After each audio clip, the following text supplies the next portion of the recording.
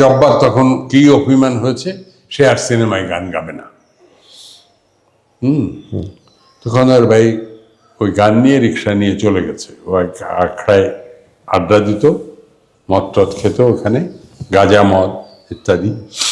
তো যাই হোক, ওখানে চলে গেছে খন্দকার ভাই, যে জব্বারকে ডাকছে। খন্দকার ভাই গেছে দেখে, উনি তো ল্যাংড়া মানুষ, ওনার জন্য রিক্সায় ওঠা নামা খুব কষ্টকর, তুলে দিতে হয়, নামিয়ে নিতে হয়।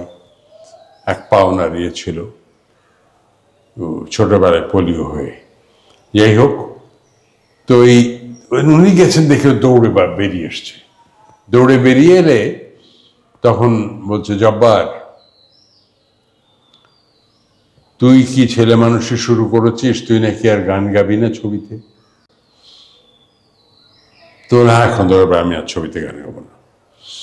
তাহলে তো আমাকে ছবি ছেড়ে দিতে হবে, কারণ আমি একটা গান করেছি, সুর করেছি, সেটা হয় তুই গাবি, না হলে কেউ গাবে না, ছবি ছেড়ে দেবো আমি। দেখ, আমি তো এমনিতেই কম বেছে বুঝে ছবি করি,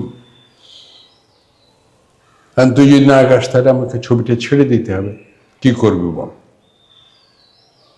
এইটা বলার সঙ্গে সঙ্গে এসে আমি গাবো, আমি গাবো। এই জব্বার আবার গাওয়া শুরু করলো।